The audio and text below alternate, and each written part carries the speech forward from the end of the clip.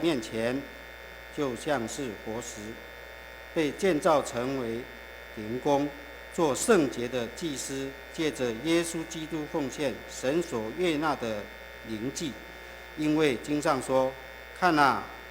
我把所拣选着、所宝贵的房角石安放在锡安，信靠他的人必不至于羞愧。所以他在你们信的人就为宝贵，在那不信的人有话说：匠人所弃的石头，已作为房角的头块石头。又说，做了绊脚石的石头，敌人的磐石。他们既不顺从，就在道理上绊跌。他们这样绊跌也是预定的。唯有你们是被拣选的族类，是有君尊的祭司，是圣洁的国度，是属神的子民。要叫你们宣扬那召你们出黑暗人奇妙光明者的美德。你们从前算不得子民，现在却做了神的子民。从前未曾蒙灵恤，现在却蒙了灵恤。以上。现在我们请庄德章牧师来为我们讲道。他讲的题目是建造健康的教会，建造健康的教会。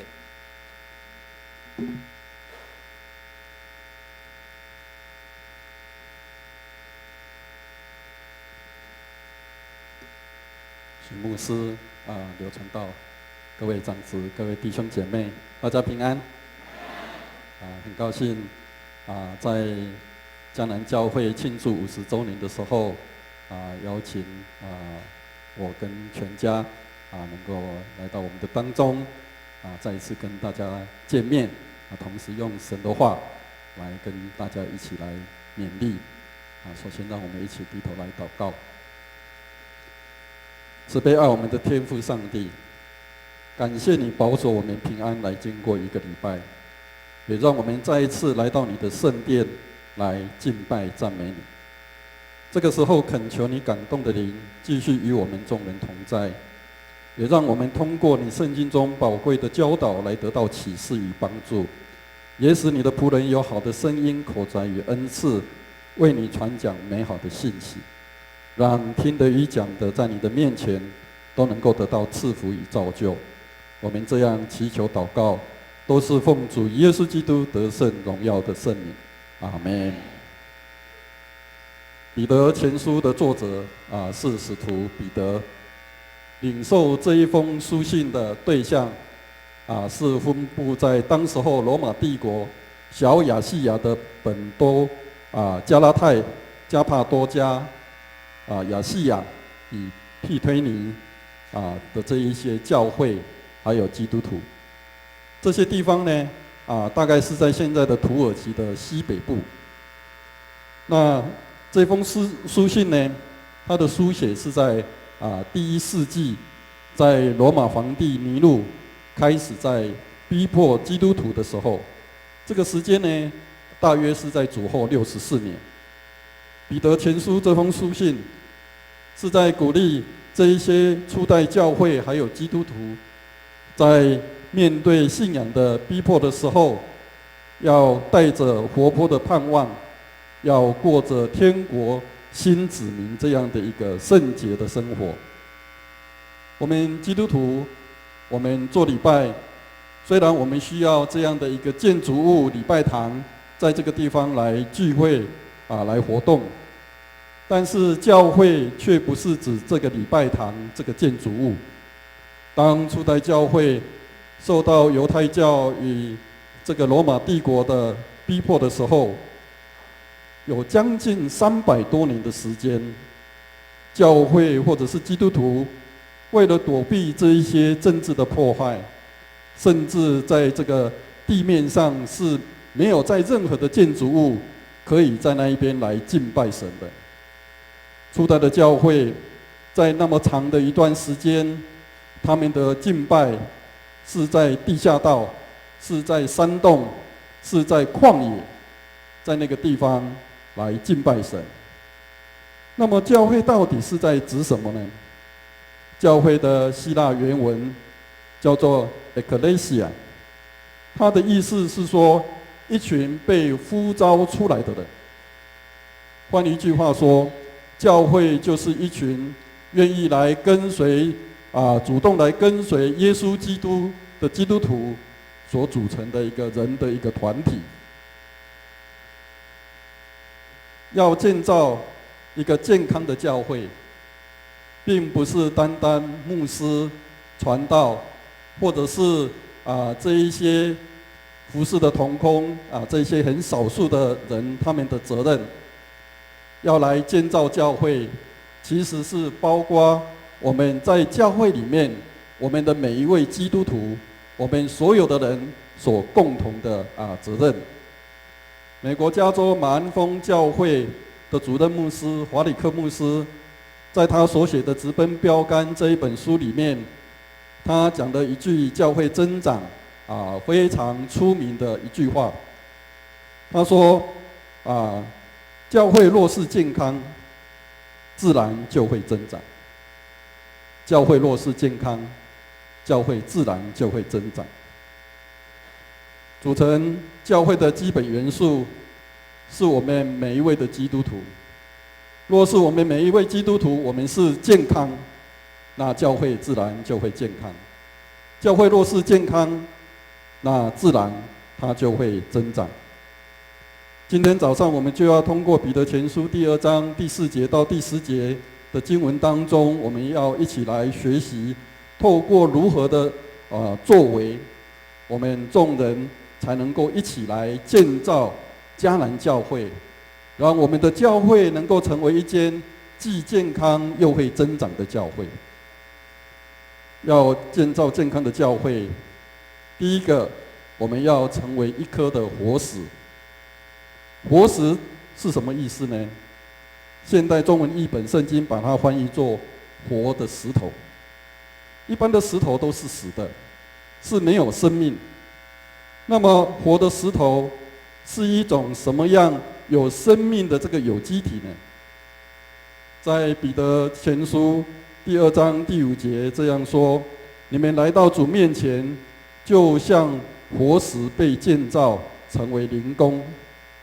现代中文译本也这样翻译说：你们也要像活的石头，用来建造属灵的圣殿。灵宫或者是属灵的圣殿，都是在指三位一体的上帝他所要居住的一个地方。上帝的灵也就是圣灵，不但充满在这个外在的宇宙万物，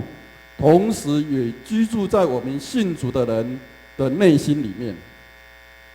哥林多前书第3章16到第17节，使徒保罗他有这样教导我们说：来，我们用华语，我们一起来读好吗？来，预备，来！岂不知你们是神的殿，神的灵住在你们里头吗？若有人毁坏神的殿，神必要毁坏那人，因为这殿就是你们。永恒存在的圣灵上帝的耶稣，圣灵充满在我们基督徒这个有限的身体里面。我们活在世上，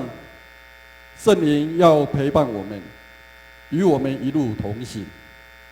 当我们过世了之后，圣灵还是陪伴我们回到天堂，回到天父上帝那里。将来有一天，我们也要像耶稣基督从死里复活。这个同样也是靠着圣灵的同在，还有他的大能，使我们能够从死人中来复活。这个也就是信耶稣得永生的一个意义。当我们从死里复活，都要成为活石一样，要来建造属灵的圣殿，让三位一体的上帝亲自来居住。这个属灵的圣殿不是用物质死的石头来建造的，乃是用有生命的石头，也就是我们每一位蒙受上帝所拣选、愿意奉献生命来跟随主的基督徒。我们每一位讨上帝喜悦的基督徒，将来在上帝的国度里，我们都要成为神所喜悦的一个属灵圣殿的一颗活石。通过这样，我们就知道我们是何等的尊贵，我们是何等的荣耀。今天我们每一位基督徒，我们在教会里面，我们若得到好的造就，得到好的成长，当有一天我们从死里复活，在千禧年，在新天新地的地方，我们才有资格来成为建造属灵圣殿的活石，就像主耶稣基督是活石，但是他是第一颗，也是最大颗的活石。彼得前书第2章第7到第8节，甚至来称呼主耶稣基督是磐石，是房角的头块石头，房角石。所以我们要建造健康的教会，我们迦南教会的每一位基督徒，我们都是很重要的基本的元素。就好像我们要成为一颗活石，我们要跟其他的基督徒一起来建造上帝的属灵圣殿。要建造健康的教会，第二个，我们要成为上帝所拣选的族类。彼得前书第2章第9节这样说：唯有你们是被拣选的族类。现代中文译本翻译这一句话说：你们是蒙拣选的种族。我们基督徒是特别让上帝所拣选，从众人当中所拣选又被分别出来的。当我们信主以后，我们的人生观、我们的价值观就会完全的受到改变。我们也会与恶者撒旦所统治的这个世界有所分别。我们基督徒与教会在这个世界上最大的一个危险，就是被世俗化，也就是受一般世俗的这一些人生观的价值观受他们的影响，没有完全的来脱离他这种不好的一个影响力。这就好像在社会上有重男轻女这样的一个观念，儿子呢要受最高最好的教育，那至于女儿呢反正她将来长大嫁出去就是别人的太太，就好像泼出去的水是没有什么太大的价值，所以有没有受好的高的教育呢，就无所谓。在我们基督徒的家庭，我们仍然可以看到这种重男轻女的情形。这种的情形也时常让我们在座的姐妹受到很大的伤害。特别是现在大概60、70岁以上的这一些妇女姐妹，我知道有很多你们在家庭受到你们的父母、受到你们的长辈有很大的亏待，就因为这个重男轻女的观念。另外一个呢，就是社会上认为万般皆下品，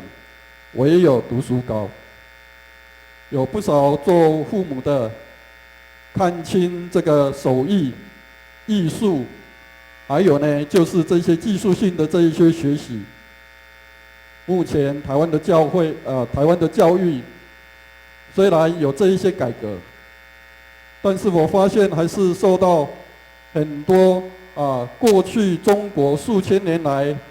科举制度这样的一个影响。礼拜天呢，有一些做父母的基督徒，他们认为让小孩子去补习班补习功课，去学一些才艺，比到教会来上主日学，来接受宗教教育更重要。从这一些实例我们可以看见，虽然我们身为基督徒，但是有时候从我们的人生观还有价值观跟这些世俗是一模一样的，是没有太大的差别。造成这种情形主要的原因，就是我们对圣经我们不清楚，我们不够明白。即使我们清楚知道圣经的真理，我们有时候也没有好好的去遵守，也没有把它好好的把它实践出来。当以色列百姓被耶和华上帝拣选来成为分别为圣的选民以后，他们因为没有好好的来遵守上帝所赏赐给他们的律法，并且他们一再的去祭拜这一些外邦的神明偶像，而来大大的得罪上帝，上帝就使这个以色列国分裂，最后这个北国以色列、南国犹大一一的被外邦的帝国所灭亡。上帝通过这样来惩罚他们。上帝通过主耶稣基督拣选我们信靠他的外邦人来成为新的以色列人。如果我们不好好的去认识上帝的话，以及去遵守，让我们自己成为一位被分别为圣的基督徒，有一天我们也同样会遭遇到上帝弃绝这样的一个不幸的命运。教会在一个地方不能够广传福音，其中一个很重要的因素，就是我们在地方上，我们没有做美好的生活见证。每一个基督徒，如果我们清楚知道，我们被拣选是被分别为圣的族类，我们很自然的，我们就会很谨慎的，我们所行所说所做，我们就会很谨慎。在教会里面，我们时常有一个不是很正确的观念，我们会认为这一些传福音做见证是牧师、是传道、是长职，还有其他服事同工的责任。其实正确的观念是，传福音做见证是我们每一位基督徒的责任，并且没有认为一位基督徒是可以推辞的，除非我们将来不想要去上帝那里来服侍他。请问弟兄姐妹，你希望将来能够到上帝那里继续服侍他吗？愿意的举手。好，我想大家都愿意哈。那愿意就要注意一件很重要的事情，就是要好好的去做传福音，为主做见证。在你的日常生活当中，要为主去做这些事情。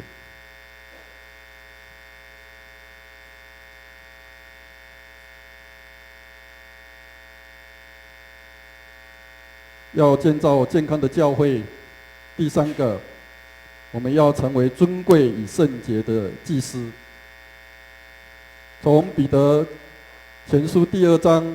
第5节到第9节，我们都可以看见使徒彼得，他一再强调我们是祭司这样的一个身份。第5节强调我们借着耶稣基督的流血来献上为祭物，不断的为我们在上帝的面前来代求，让我们可以成为圣洁的祭司。第9节强调我们是像君王一般尊贵祭司。在旧约时代，祭司最重要的工作就是带着无瑕疵的牲畜，将它杀死来献给上帝，替自己与众百姓赎罪，使上帝对以色列百姓的怒气可以得到公义的满足，不将这个刑罚降临在以色列百姓的身上。到了新约的时代，主耶稣基督来到世上，他不但成为大祭司，为我们世人的罪来献祭，他同时又成为被杀流血的祭物，为我们世人的罪来死在十字架的祭坛上。通过主耶稣基督的死，我们世人再一次有机会重新与上帝来恢复这个和好的关系。今天我们被拣选成为基督徒，同时也成为圣洁又尊贵的祭司。同样，我们要使未信者与上帝重新建立这样的一个和好的关系。哥林多后书第5章第18到第19节，使徒保罗这样来勉励我们说：来，我们一起来读这个经文好吗？来，用华语预备，来。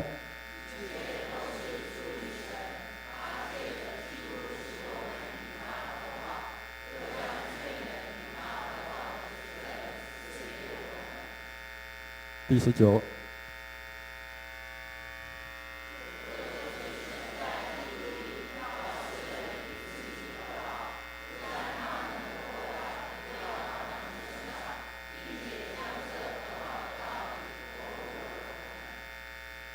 在长老教会的信仰传统里面，有一个很重要的一个信仰主张，就是万民皆祭司。这个万民主要是指信徒，并不是在包括这一些不信主的人所以比较正确的一个说法是信徒皆祭司。这也就是说，我们靠着大祭司耶稣基督，我们可以坦然无惧的来到上帝面前。我们不需要靠着牧师传道或者是其他的人做中保，我们唯一的中保就是主耶稣基督。所以我们每一位信主的人，我们都是尊贵且圣洁这样的一个祭司的身份。靠着主耶稣基督，我们亲自来到天父上帝的面前，我们可以来献祭还有祷告。这可以说是无比的荣耀与尊贵，也是我们作为一个基督徒，我们不可被剥夺的一个权利。牧师传道，虽然在圣经神学领导管理方面有受过专业的训练，但是牧师传道在教会里面，乃是要成为一位帮助者，一位教练，协助我们每一位弟兄姐妹在信仰上来长大成熟，成为自己可以吃属灵干粮、强壮的基督徒。教会的服事若是比喻作一种运动比赛，牧师传道是教练，我们每一位信徒都是参加比赛的选手。我们没有一位是站在旁边，在那边闲闲无事可以做的观众，甚至连啦啦队也不是。哥林多前书第4章第9节，使徒保罗这样说：我们成了一台戏，给世人和天使来观看。我们每一位基督徒，我们活在世上，我们所在表演的这出戏嘛，虽然我们每一位所扮演的角色都不太一样，但是我们每一位都是演员，我们没有一位是在台下在观赏的观众。我们成为尊贵与圣洁的祭司也是一样，所以我们要建造一间健康的教会，我们每一位弟兄姐妹，我们都必须要参与，因为这是上帝给我们的身份还有使命。要建造健康的教会，第4个，我们要成为圣洁的国度。环球新译本圣经把圣洁的国度把它翻译作圣洁的国民。一个国度的形成，最重要的是居住在里面国民的素质，而这个国民的素质的好坏，常决定在他们的内心是不是保有圣洁的观念。这个世界从上帝创造人类，而从始祖亚当夏娃犯罪之后，圣洁就开始远离了我们人类。这也就是为什么在挪亚时代，上帝会降下大洪水，在这个世界上将人类完全的毁灭，而只有保留挪亚一家8口。但即使是这样的大灾难临到以后，人类还是继续不断的犯罪，一直到现在。所以上帝为了拯救世人不再犯罪，不再生活在这个罪当中，他差派他的独生爱子耶稣基督降世成为人的样式，成为圣洁新人类的一个典范。在彼得前书第2章20到22节这样教导我们说，来，我们一起来读这个经文。好，来，预备，来，你们若因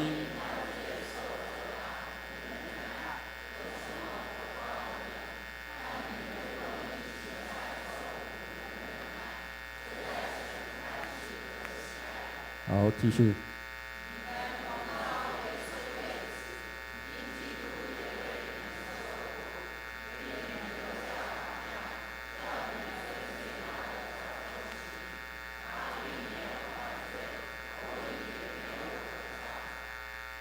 主耶稣他有受过苦，有受过试探，但他与我们有一个很大的不一样，就是他没有犯罪。而我们世人却是时常在罪恶中，我们有软弱，我们有跌倒。所以我们若要成为圣洁的国民，我们就要学习耶稣，跟随耶稣，遵守他的教导，顺服他所赏赐的圣灵，来避开罪的试探还有攻击。而我们不要想要依靠自己来达到神所要求圣洁的程度，靠我们自己的努力我们常常是做不到的。使徒保罗在写给罗马教会的书信第7章21到25节当中，就曾经如此说出他自己的一个很亲身的经历。他这样说，好，我们一起来读这个经文，预备，来。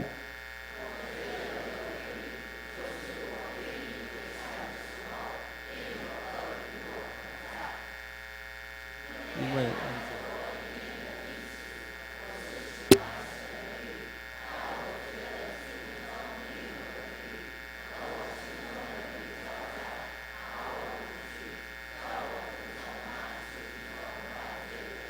好，继续。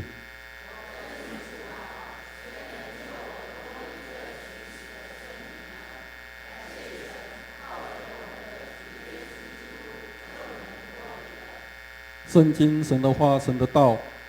成为我们对抗罪恶的宝剑，也是我们分辨是非善恶对错的一个准绳还有量尺。而圣灵在我们内心的感动还有提醒，让我们对罪有敏感度。所以使徒保罗教导我们说，不要消灭圣灵的感动。当我们可以成为圣洁的国民，我们才能够参与建立上帝圣洁的国度在这个世界上。要建造健康的教会，第5个，我们要成为属神的子民。彼得前书第2章第4节说，你们从前算不得子民，现在却做了神的子民。从前未曾蒙连续，现在却蒙了连续。美国加州富勒顿第一播道会的主任牧师戴尔伯克，在他所写的《合神心意的领导》这本书里面，他对公义、怜悯还有恩典有一个很好的一个对照比较。他这样说，他说公义是给他配得的，怜悯是不给他所配得的，恩典是给了他所不配得的。单单看这一句话，可能我们还是没有看懂是什么意思。不要紧，牧师把它做一个深入的解释。这句话的意思是说，一个人做好做善，按照公平公正的原则，上帝将他应该要得的荣耀来赏赐给他，这就是公义。一个人作恶，按照公义的原则应该要受惩罚，但是因为上帝的爱，通过主耶稣基督在十字架上的牺牲，这个罪人的罪被赦免，不受到任何的惩罚，这个就是怜悯。一个罪人是没有任何的身份地位，也没有资格来到上帝的面前，被称为他的子民。但是因为相信了主耶稣的缘故，上帝就主动的伸手来接纳他，让他不需要付出任何的代价，就可以白白来得到这个尊贵的身份还有地位，这个就是恩典。在我们还没有信耶稣以前，因为我们不是上帝的子民，所以我们无法领受到上帝的怜悯，我们需要面对上帝公义的审判还有惩罚。后来我们相信了主耶稣，上帝就因为主耶稣的代赎，将怜悯施于我们罪人，让我们通过了主耶稣重价又白白的赏赐这个救赎的恩典，使我们能够成为他国度的子民。过去我们在传福音的时候我知道有一些我们弟兄姐妹，可能我们都会说了一句不是很恰当的话，而这一句话呢，时常让那一些未信者听了心里可能会很不舒服。这一句话就是信耶稣上天堂，不信耶稣下地狱。我知道时常有一些弟兄姐妹在对这一些未信者的时候传福音，很喜欢讲这一句话，但是这一句话真的让人家听得很不舒服。主耶稣是给我们相信他的人的应许，是信他得永生，也就是与永恒上帝永远同在。与上帝同在的地方就是天堂，就是上帝国。无论是在天上或者是在地上，这个世界因为人类的始祖亚当夏娃堕落，以至于让这个世界的主权已经被魔鬼撒旦所抢夺、所统治。所以人若按照这个世界的王所统治的原则来过着世上的生活，到最后的审判临到的时候，人受这个公义审判的结局，就是必然要被丢到烧着硫磺的火湖里面，来遇到第二次的死亡。但是因为我们信主耶稣的缘故，我们就成为上帝的子民，我们就被怜悯，来脱离这个永远受惩罚这样的一个痛苦。人的一生并不是因为不信耶稣才受咒诅下地狱，人的一生是因为信耶稣，通过恩典才来得到救赎，领受到上帝的怜悯，来脱出那原本每个人都要悲惨下地狱这样的一个命运。所以我们传福音一个正确的一个说法，就是信耶稣得永生，而上天堂只是得永生的一部分而已。要建造健康的教会，我们个人要确信我们已经通过信主耶稣来得到上帝的怜悯，来成为他的子民。我们也已经来领受到这个永生的应许，所以我们将来有一天过世之后，我们所要去的地方，我们不再有任何的恐惧，我们也不再有任何的不安。在彼得前书第2章第9节教导我们，要去尽主耶稣所呼召我们的，要努力的去做。这个就是要叫你们宣扬那召你们出黑暗入奇妙光明者的美德。现代中文译本圣经这样来翻译说，上帝选召你们离开黑暗，来进入他辉煌的光明，来宣扬他奇妙的作为。我们要好好的去传福音，带领人归主，来成全我们做上帝子民我们应该要尽的责任还有使命。要来建造健康的教会，有各种不同的策略与方法。透过我个人过去28年的服事，让我自己有一个很深的一个体会。教会既然是由基督徒所组成的，每一位基督徒的灵魂体若是健康，教会自然就健康。教会若是健康，教会自然就会增长。通过今天早上我们所一起攻读的圣经节，彼得前书第2章第4到第10节，我们能够很清楚的知道，我们要建造这个健康的教会，有5个很重要，我们每一个人要形成的。第一个是什么？成为一颗活石。第二个呢？第三个呢？第四个呢？第五呢？愿上帝加添我们每一位弟兄姐妹，让我们有足够的力量来参与建造我们迦南教会，来成为一间健康又会增长的教会。让我们一起来祷告。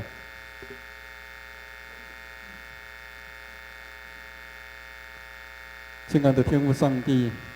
感谢你将圣经宝贵的话语来赏赐给我们，也让我们清楚知道要如何来参与教会的建造过程，使得迦南教会可以成为一间健康又会增长的教会。天父上帝，我们恳求你来赐福与带领迦南教会的牧师、传道、长子与全体的弟兄姐妹，使他们可以同心来兴旺你的教会在这个地区，也让他们众人齐心顺服圣灵的引导，做美好的团队服事，让教会在你的赐福之下可以得到好的成长。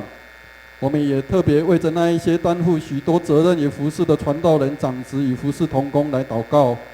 恳求天父上帝来纪念他们的辛劳与付出，赐福他们的服事、工作与家庭。我们这样感谢祷告，都是奉主耶稣基督得胜荣耀的名。阿们。